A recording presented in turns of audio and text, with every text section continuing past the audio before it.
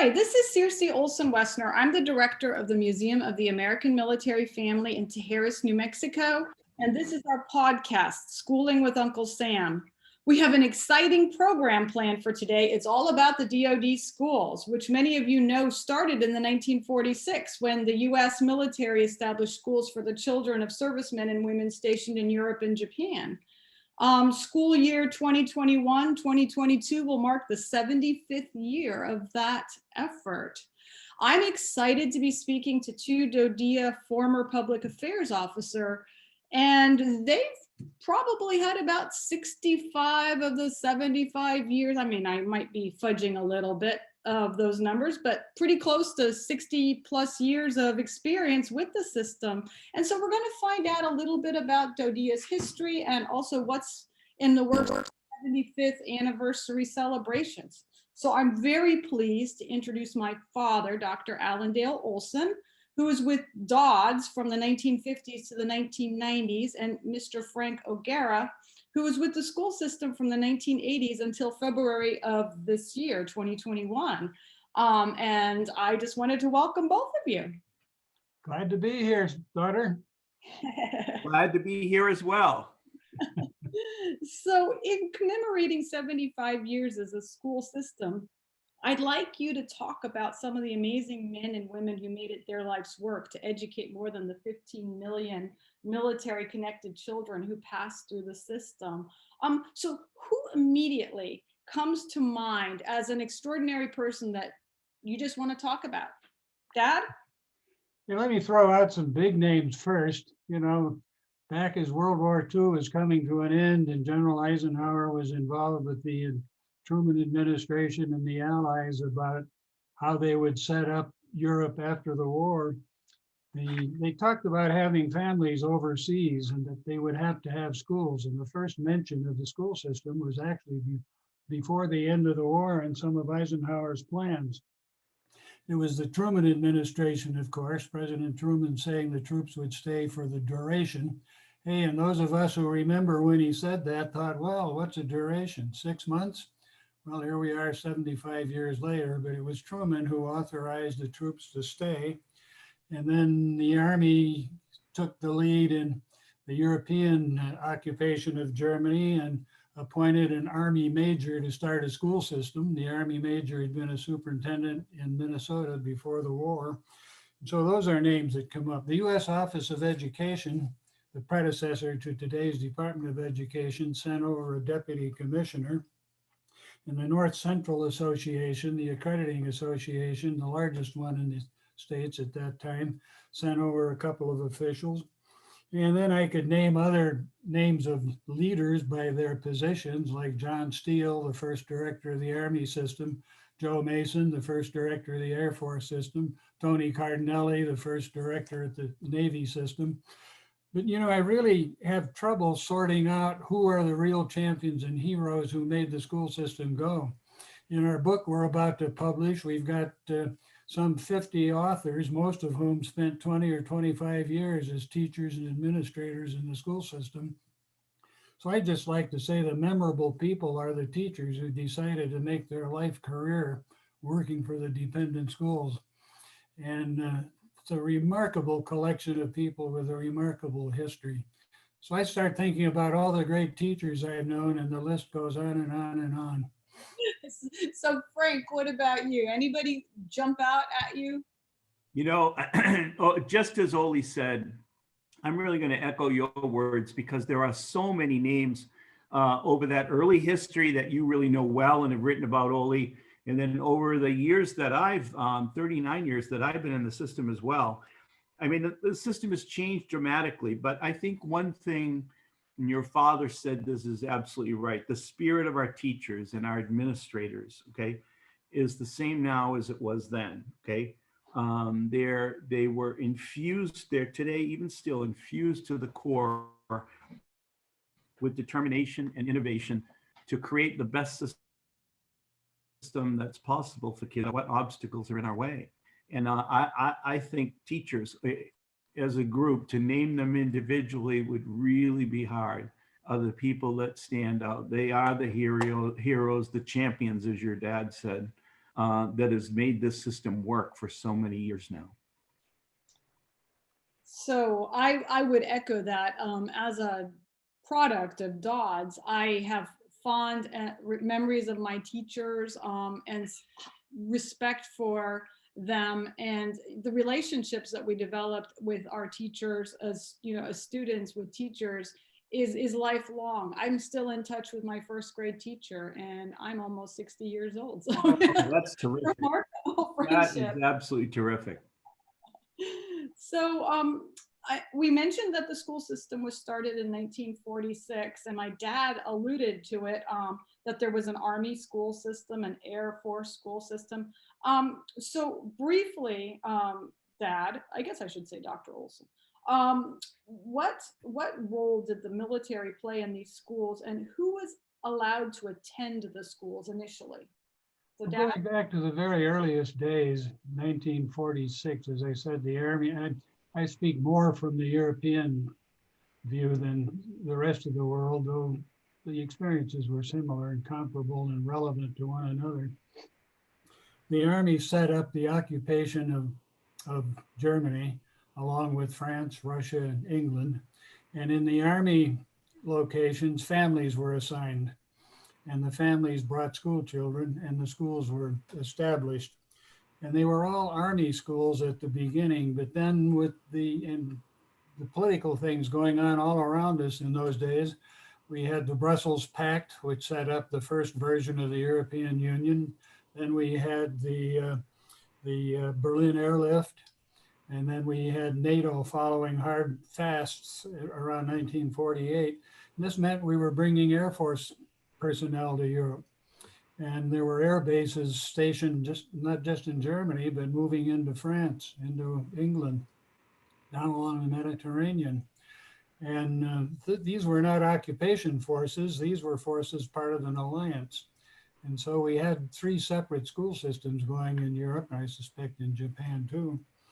And the reason we had schools in American communities, the 2 stated reasons in the Truman administration was, first of all, it would help troop morale for the senior people to have families with them and not be away from home so long. Secondly, it would be an opportunity for the defeated German population to see that a democratic society can really function. And so those are 2 of the big reasons given for setting up family communities and schools at the beginning. Of course, as we began to have Air Force and Navy schools around, then we had Army kids showing up on air bases and Air Force kids showing up on Army posts.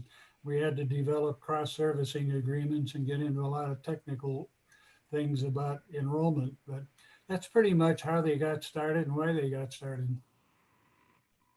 So was it only military kids that were allowed to attend in the beginning? The DoD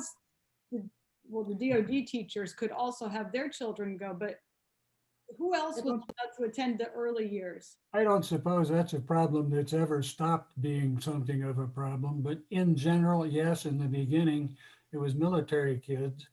And then it turned out there were a lot of Americans over there for private businesses, missionary work, scholars, and scholarly research.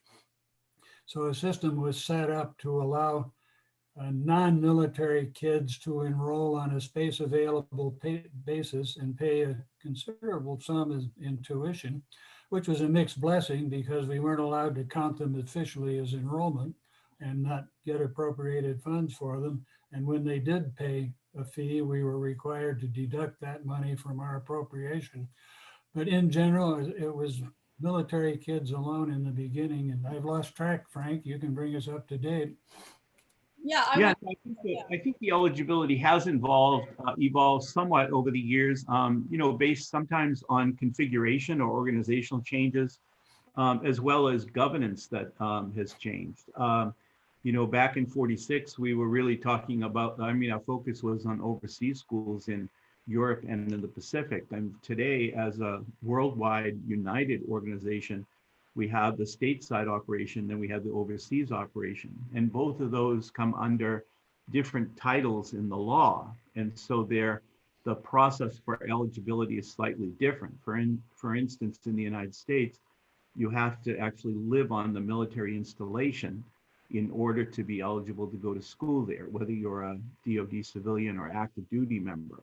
If you live off, if you were at Quantico, for instance, and you lived off of the Marine Corps base, then you would have to go to the local public schools.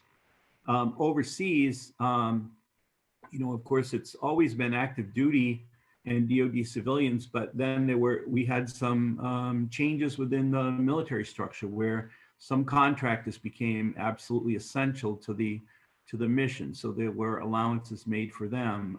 We've had situations with National Guard and that have been called to active duty or reserves. And so there have been special provisions made for them, or kids whose parents were lost in the conflicts and wars. And so accommodations made for them as well. And today we still continue, if we have space available, if a commander will allow access for kids who may not be connected with the federal government or the Department of Defense, they can still attend on a tuition basis. And as your dad said, the tuition is pretty costly, but it's comparable to what you find in terms of tuition for international schools around the world. A couple of unique problems we had back in my time. I'll give an example. German woman marries an American GI who gets sent to Vietnam and is killed. She's moved to the States in the meantime with him, and she comes back home to her village in Germany with a couple little kids who were born in America, but there was no provision for allowing them into school. Another unique problem was children of our allies. We had French families, English families, Canadian families who wanted to send their kids to the American school. And we kept fudging and hedging and saying, yes, free. No, if you don't have a reciprocal arrangement, we can't do it. And I don't know how that ever shook out. When I left, it was if the host nation allowed our kids into their schools tuition free, we would reciprocate. And of course, when the French forces pulled out of the military arm of NATO, that meant we didn't have kids in France, and therefore their kids were not eligible tuition free to come to our schools. So I don't know where we are with that today, Frank, but those are little issues we had to discuss. Right, and we've had over the years, in my time too, a number of different issues. Today we have Partnership for Peace, which are some of the forces, the different NATO countries, and some of the eligibility for them is a little bit different too than it was in the past. So we could probably do a whole show just on attendance and eligibility. Yeah, no, we probably need to move on. You know, one last point on that, we had no compulsory education requirement. You know, in the States, you can enforce the kid to go to school if the parents are holding them out without homeschooling. We often had to rely on the host nation laws to make parents send their kids to school. Interesting. Well, that's interesting. I should have known that, Dad, and then I might not have been such a prompt and. You might have rebelled and not wanted Well, to it's go. still the case today. I mean, it goes, when you look at the Constitution gives a responsibility for education to the states. So there really is no federal law on school attendance. But luckily, in the military, we know that education is important, and there's a general expectation across the services that kids should be in school. So, it's rarely an issue for us. Yeah. Well, and speaking of that, so DoDEA's current mission statement reads to educate, engage, and empower military-connected students to succeed in a dynamic world. So that's today's mission statement. Do either of you remember any of the earlier school mission statements?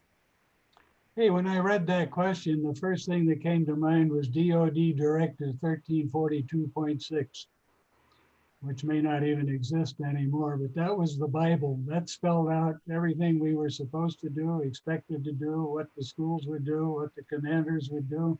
Mission statement, hey, survive. That was we lived by regulations, directives. seat of the pants in 1342.6. The idea of a mission statement probably didn't come along until much later in school life.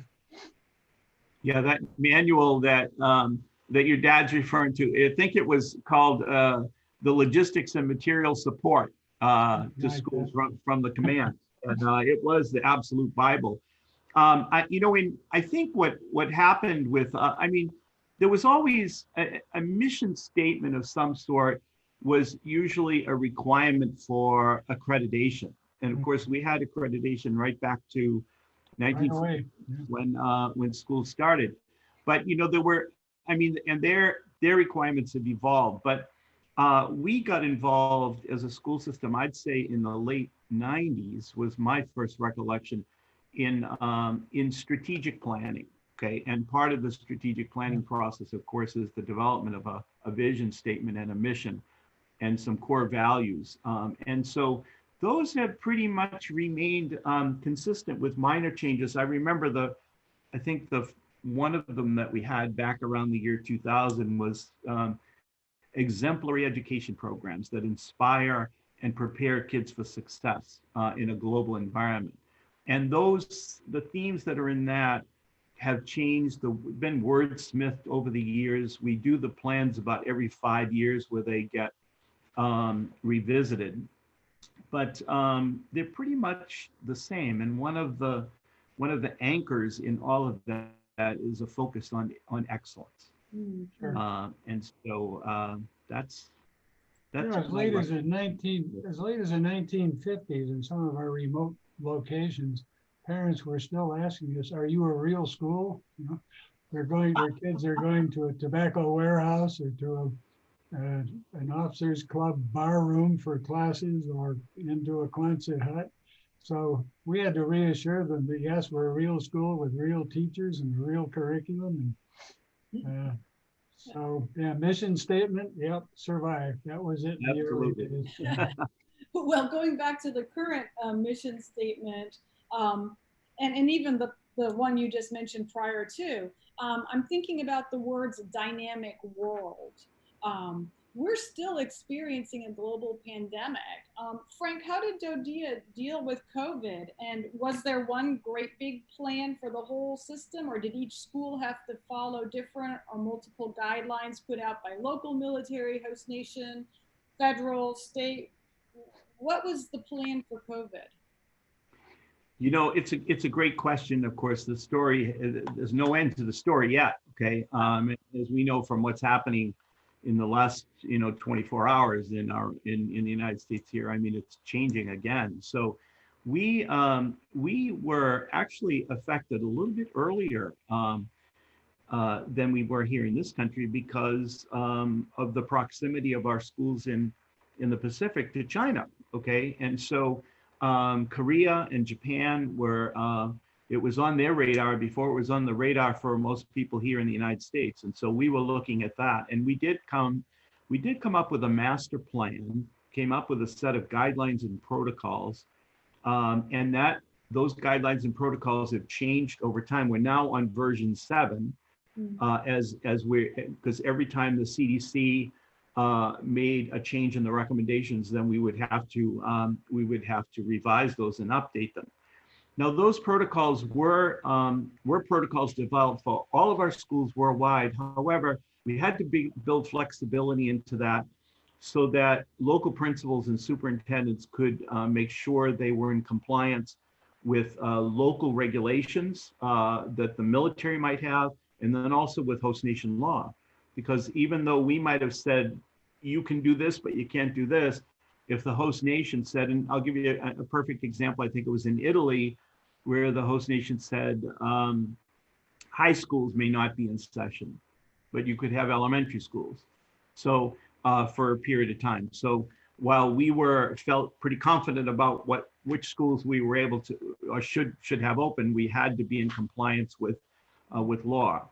Right from the beginning, we collaborated with the Department of Defense Health Affairs, with the health people, the medical commands and the services, and then also the CDC invited us to collaborate with them on because they liked some of the things that we were doing, and we had major discussions about that. And so those discussions influenced a lot of the guidelines that we put out. We had two things that were absolutely paramount. First, of course, was health and safety, the health and safety of our employees, the health and safety of our kids, and how our actions also impacted on the military community was absolutely paramount. And then secondly was the continuity of education and the continuity of the mission.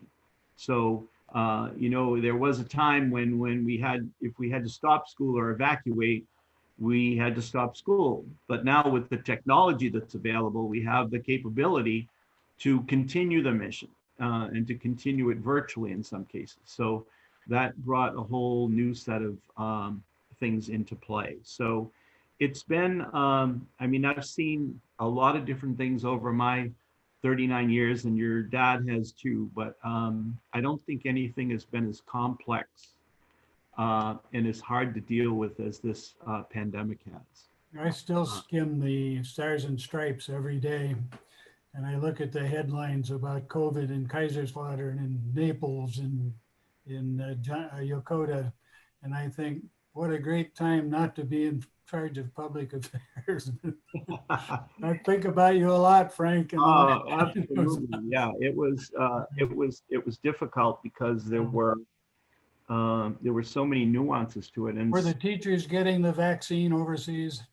Yes. Okay. And we have a pretty good percentage of the military was great. I mean, as I said, we had done some coordination with them early on. So we had talked to them about making our teachers a priority early on. And they did that. They worked with us on that. So we were able to do that. But, there were so many other things that come into play. You have travel restrictions. So there were times when we couldn't have teachers travel, but if you had to travel for some reason, then when you came back, there was a good chance you were going to have to quarantine if you could even get back. And so that posed a whole bunch of other issues that we had to deal with. The sports program was a tough one for us to deal with because in the high school, it's so important, the extracurricular program, whether it be sports or the academic activities for kids. But we couldn't, with the protocols, continue many of them, and that was tough.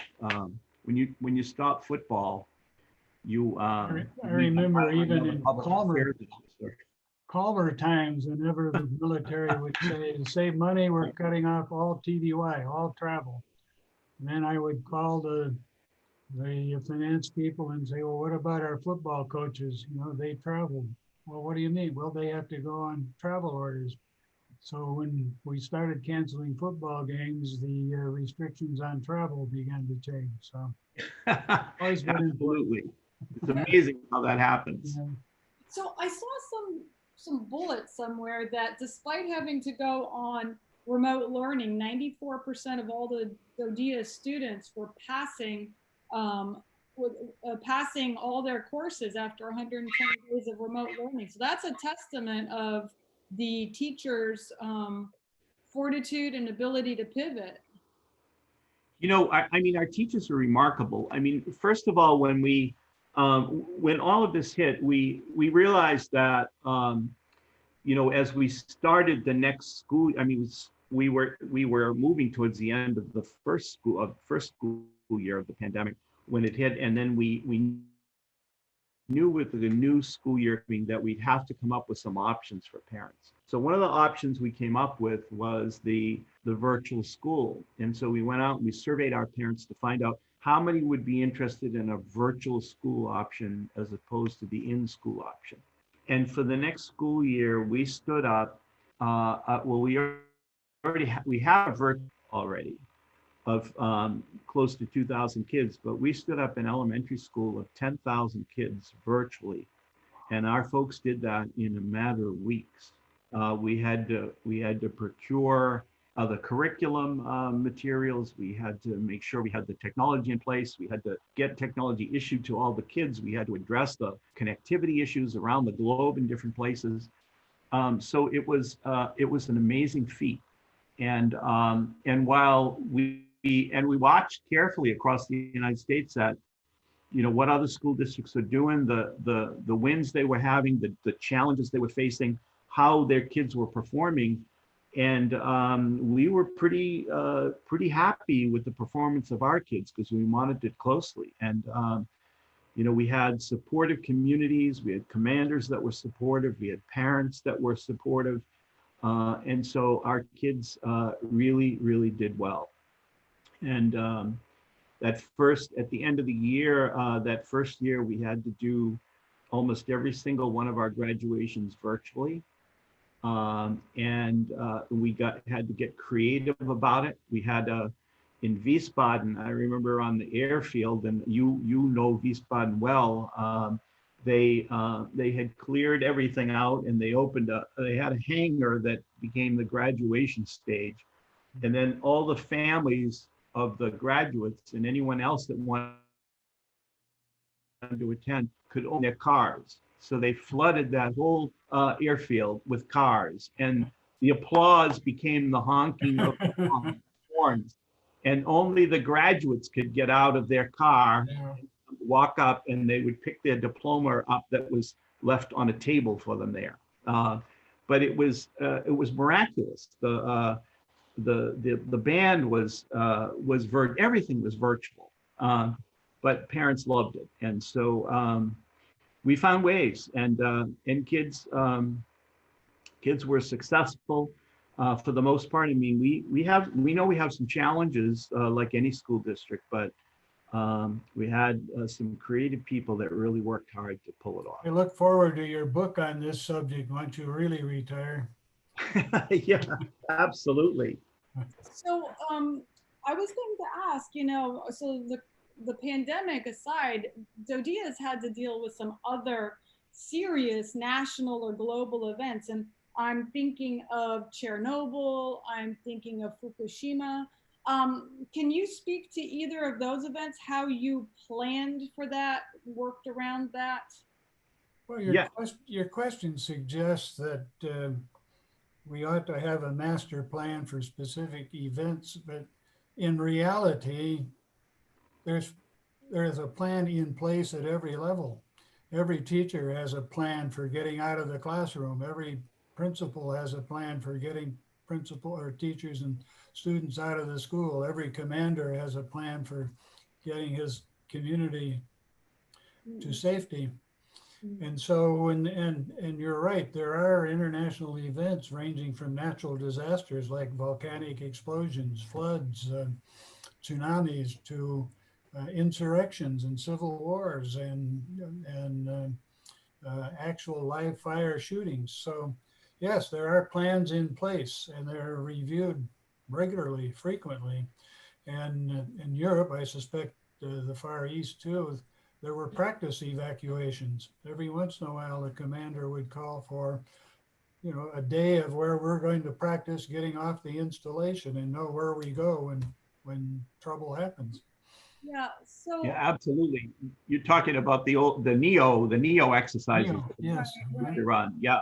And I think we've gotten a lot more sophisticated too about some things. Every installation, and we look to commanders and the military services to help ensure our safety, whether it's on a force protection level or a health level, whatever it might be.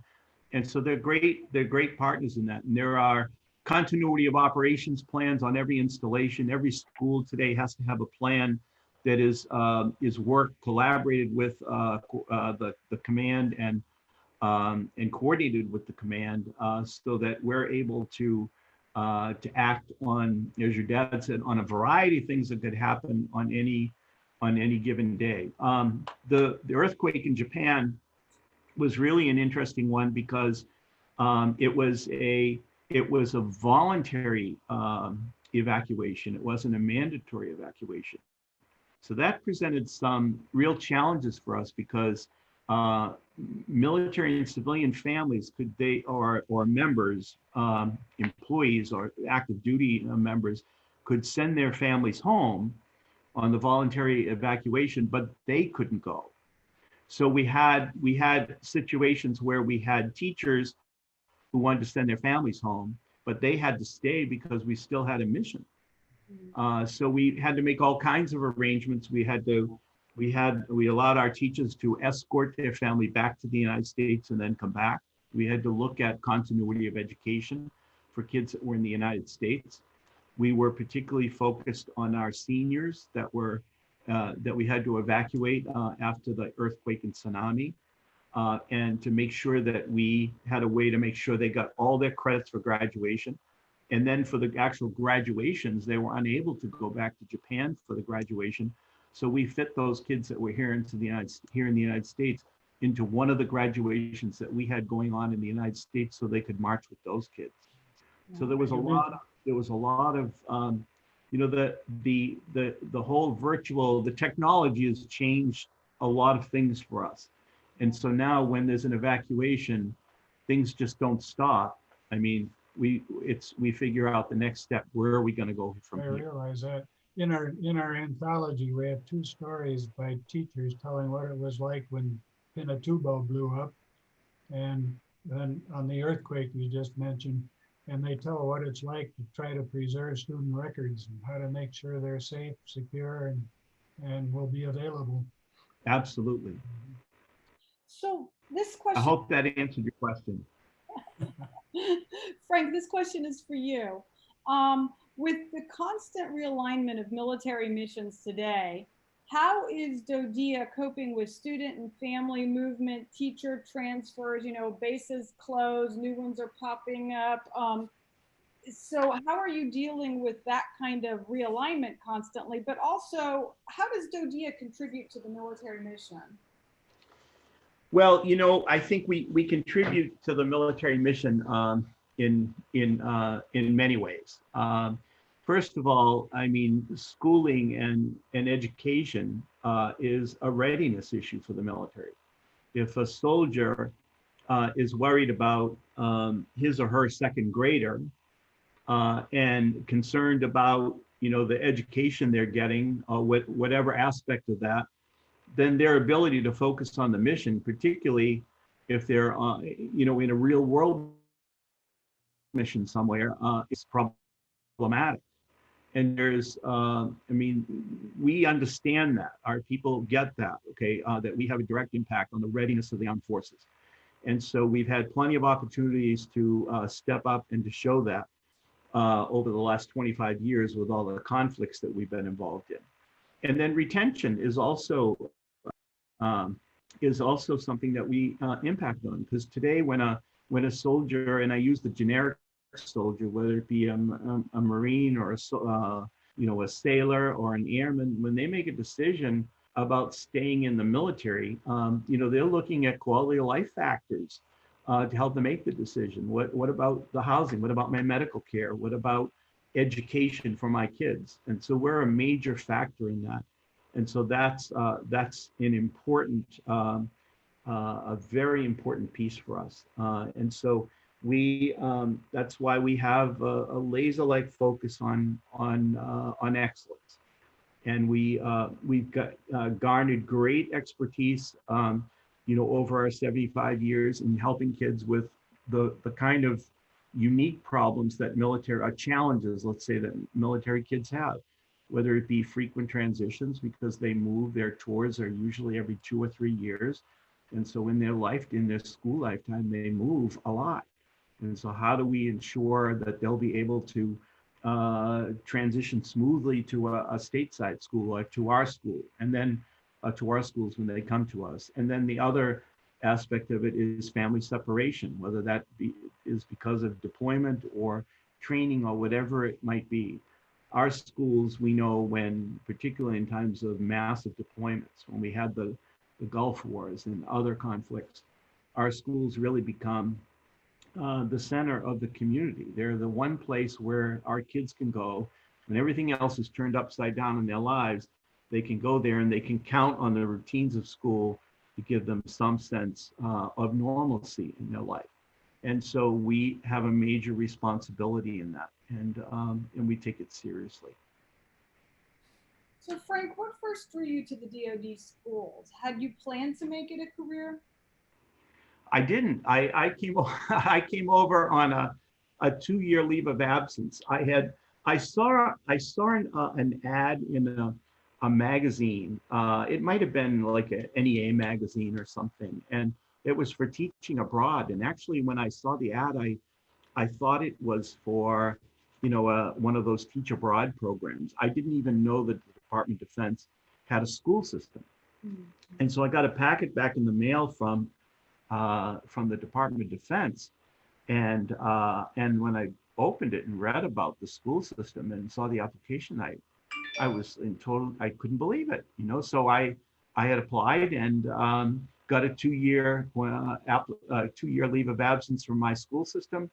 And so we went to Wilflecken was our first assignment in Germany, which was out on the East German border. And 2 years became 4, and 4 became 6.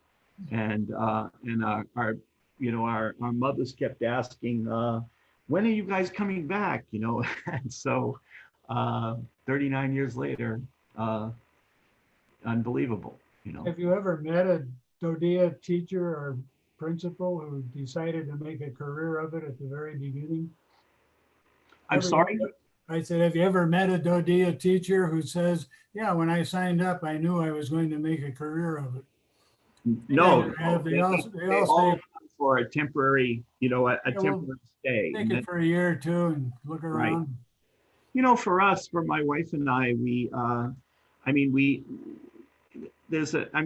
opportunity for a sense of adventure, to go someplace new, learn about a new culture was really enticing. And we figured, well, for 2 years we can do that. And so we went to Germany and just absolutely fell in love with it. Military communities were and still are great places to raise kids. So we had our daughter overseas. She is a DoDEA graduate, never lived in the United States until we put her in her dorm at college. So we had taken her home every summer to be with family, but she grew up in Germany and Italy.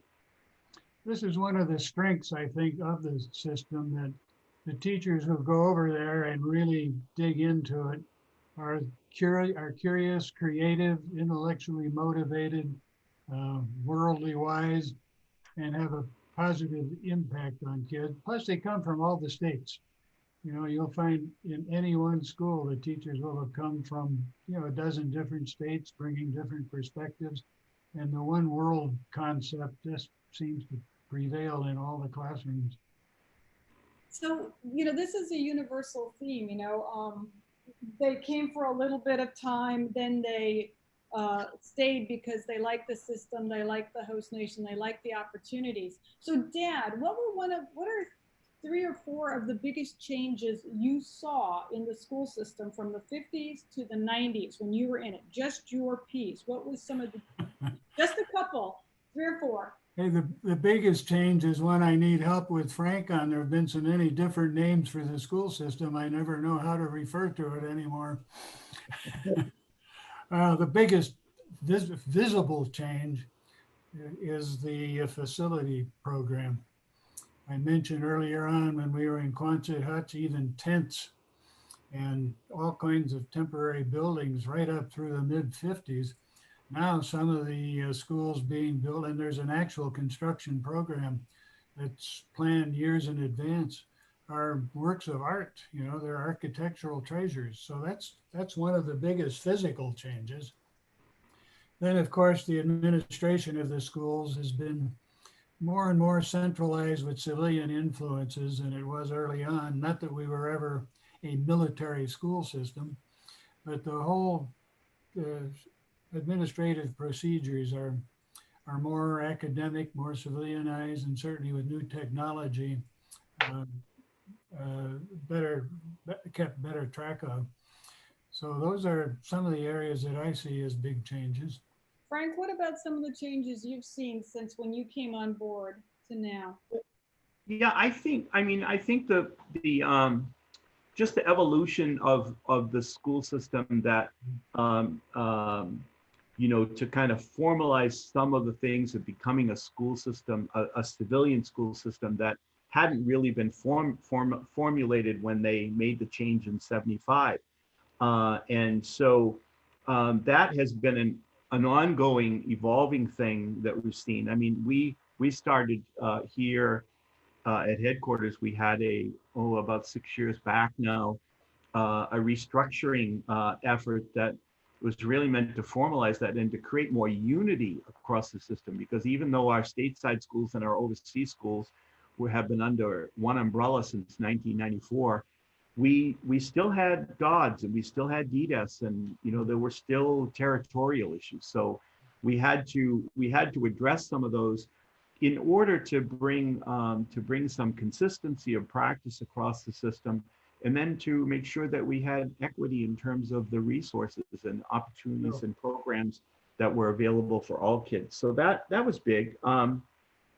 I think technology, as your dad mentioned, technology really just changed our world. I mean, from not only the ability to communicate, I mean, in a worldwide system, the director needs to be able to talk face to face with who's ever on the ground working an issue. I mean, he can do that now from his car or wherever he happens to be, because we have the technology to enable it. It's pretty amazing. But also that technology has allowed us to address the continuity of education, that, that when something happens, we can still try to ensure that kids will continue their education using the tools. A massive change in how we approach things. So, and then I think the other thing is our focus on college and career readiness. I mean, college and career readiness has been something from day one in 1946 that we focused on, but we've been able to formalize that more in terms of a standards-based approach, and to make sure that we are truly performing like our mission says, for our schools to be at least as good as, if not better, than the schools that our kids would normally go to in the United States. Yeah, I think that's an important point, Frank. Today, you have more relationships with colleges and universities and consultants and consultant services than we ever had back in the old days. So I have another question. We keep talking about the stateside schools, and a lot of bases have schools on them, but they're not DoDEA. There are only a few bases that have DoDEA schools. Why does DoDEA run some on-base schools and not others? And what is the difference there? That's a really good question. And actually there are, I think if I'm correct, there are today about 160 schools that are located on military installations in the United States. That's 160 beyond the schools that we operate. We have, I think, 50 maybe, or just under 50 schools on the DDES side of the house, okay? But 160 that are on military installations that are owned and operated by the local school district or the state. It's just for the convenience, because they had so many kids on the installation that were part of the school system, that the school district actually built the school on the installation for them to go to school. Now, the general expectation is in the United States, kids would go to the local school in whatever state that might be. But back in the 1940s, after President Truman integrated the Army and integrated the forces, okay, there were schools, particularly in the South, in the Southeast, okay, where the quality of education or the practice of, the practice was segregation. Right. And the quality of education was poor. And so the Department of Defense said that's not going to meet our standard any longer. You can't be a soldier and, work in an integrated army, at a base in Georgia or whatever you might be, okay, but yet have your kids go to segregated schools off post. So they got permission from Congress, okay, to start schools in those locations, driven usually by one of those two things. Either the quality of education was poor in the local school district, or the segregation practices were unacceptable to us. And so that really started what became the Section 6 schools Right. And they grew pretty fast. Okay, for the most part, they were in the southeast, but there were a few others in other locations. And then we have 50 of those still today. And Congress, interestingly enough, Congress from time to time asks the same question: why do we still have schools in the United States? But they have been so popular with commanders over the years, and they've been so they've served the community so well and helped them to meet the mission and address the issues of readiness and tension that I talked before, that when it's come up, and each time, the message back to Congress from those communities and the commanders has been, please leave our schools alone. So we still You're have them. mentioning Congress reminds me of another change, I think, from the old days. Today, you have a pretty good relationship with the various committees in Congress that concern themselves with family life in the military. When we were getting started really in the 50s, a lot of members of Congress were reluctant to appropriate funds for the schools when their own school systems back home were going broke. And they would talk openly about, you know, my folks aren't going to like it to know that we're spending several $1,000,000 for schools over there in Europe, and we can't get a lunch program going in our school. Also, the early directives that established the schools made a big thing out of saying no appropriated funds will be used for the support of the schools. They had to find non-appropriated funds and alternate sources of funding. So all of that evolved and been pretty well taken care of. And I think you guys have, in the recent years, have set up a good relationship with the Congress, something that seems pretty hard to do these days, but you've done it. Absolutely. So what's planned for the 75th anniversary now? I mean, this is a big thing. What are you guys planning? Oh, wow. We have lots of 12 plans. pages of stuff I saw. I mean, the 75th is, it's an organizational celebration and our organization has changed, as we've talked about today, many times, different names, different places. Okay. But I mean, today it's under our umbrella, and it's really more than a number. Okay. 75 years is a great achievement, considering that, in the early days, nobody thought that this would be an enduring operation overseas. Okay. But I was struck by 2 years ago, I went to the Dodds reunion, and we talked to a lot of people, students and teachers who had worked for us over the years. And our director had been there, and he had talked to them about, he gave them a talk about excellence and about the goals that we had for the organization and how they were tied in many operational areas to excellence. And a lot of the folks that answered the questions that I asked them said, Mr. Brady talked about excellence, but I want you to know it's always been about excellence. When I was there in the 40s, when I was there in the 50s, the 60s, the 70s, we wanted the very best for kids, and we worked with the resources that we had, the facilities that we had, whatever it was, to make that happen. And those stories of those people and that focus, that theme of excellence throughout the years, that's really what we want to make the celebration all about. And so while we'll put some of the history out there and the timelines and other things, what we want to try to do is really tell the story of our people, tell the story of our kids, our teachers, our successes. And the storytelling is what brings this whole thing to life. And so that's what we hope to focus on. Cool. Speaking of stories, can each of you share a favorite DoDEA memory? Dad? Yeah, there's one event that I was largely responsible for that still stands out in my memory as an inspiration. It was the 25th anniversary.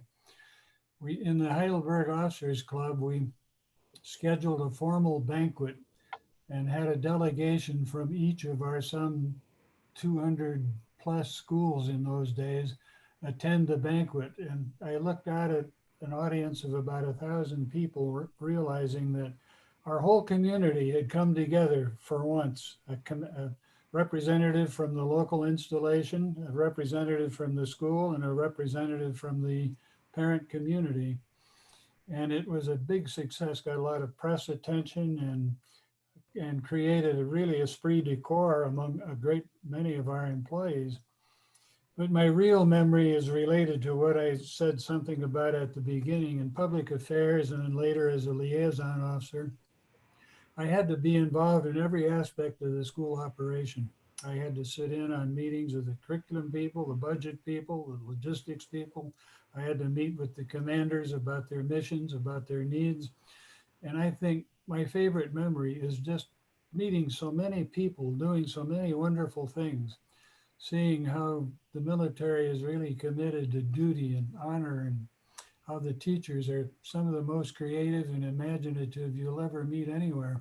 Those are my favorite memories. I can't name more than a couple hundred of the thousand or more I've probably met, but they're very impressive people.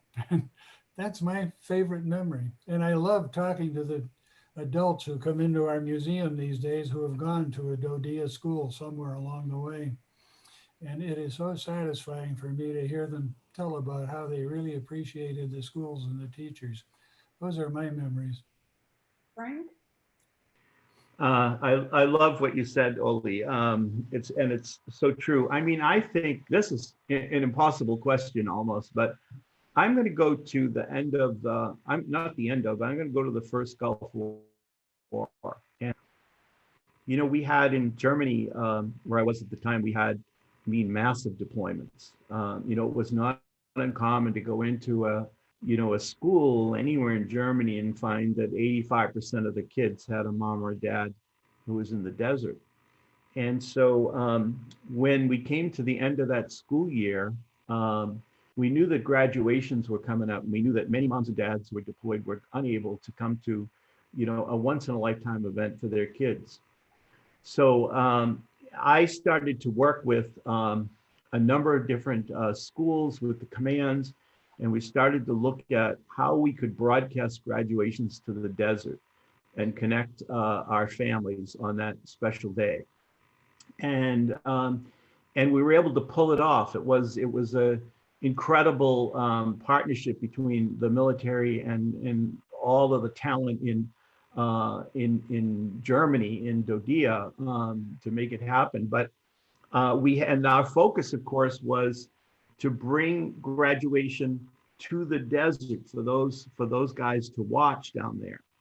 So while this was all going on, just a few days before graduation, I was at church one Sunday, and this mother came up to me and she said, "I know you've been working the graduation that's going to get broadcast, and my husband will be able to see it. But my mother was, my kid's grandmother was supposed to come over and be with us here, and something had happened. I couldn't remember what happened, and she said she can't be with us." And she said, "I wondered, is there any way in what you're doing that she could be able to see the graduation?"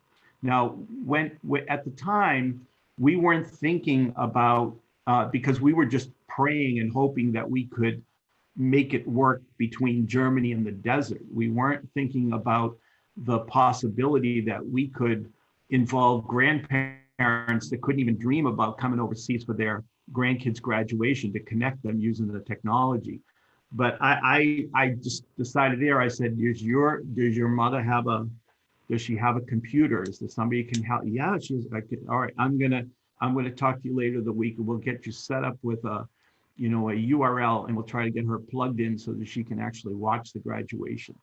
And she was really beside herself. And that was so powerful. I mean, because, I was a high school principal too. And, graduation is such an important moment for a family. And so many grandparents can't make the trip. It's too costly or whatever it is. And so now we're able to bring in such a wide audience using the technology. But that moment in time was great. And it also spoke to what we did to help connect those deployed members and their kids. And the mail that we got back on that, Oli, was the kind of mail that you wanted to get as a public affairs officer. You know, it was fantastic. Another change over the years, the technology, as we've talked about, and in our book, in my little thank you to you, I'm pointing out how you brought the system into the 21st century. I wasn't aware you had done all this for graduation. Oh yeah, it was really incredible. Yeah. So we've spent an hour now, and I think it's been very interesting. A lot of our viewers or our listeners are going to be, quite impressed with, the quality of this conversation, and also, what DoDEA has done and DODS has done, Justicia, DDES, all the renditions of 75 years of Defense Department schools. It's been a great conversation today, and I want to thank you both for having joined me. I was joined today by my father, Dr. Allendale Olson, and Mr. Frank O'Gara, both former public affairs officers for the Defense Department schools overseas. And I wanted to let our viewers know that the museum's podcasts are supported in part by New Mexico Arts and Mexico Humanities Council, Sandia Area Credit Union, and organizations like Military Brat Seal and Military Brat Registry. I wanted to thank you guys both very much for joining. Any last thoughts, Frank, on something I should have covered that I didn't?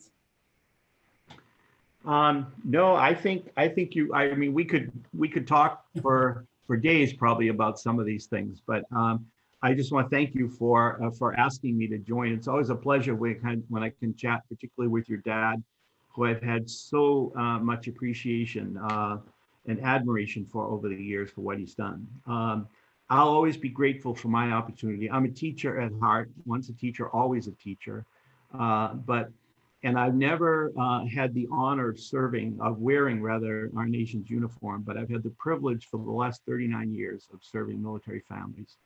And that's been my life work, and I don't regret a moment of it. And you served well, Frank. Been very grateful for you. You retired me. It was 30 years ago this year. You presided over my retirement ceremony. I remember. Yeah, absolutely. Hey, we'll see you out here. I hope the pandemic lets up, and when we have our event in October, you're going to hear more about it in a little bit. But okay. I hope to see you out here. Look forward to it. So okay. Thank you both very much for this wonderful conversation. Bye. Bye-bye. Bye.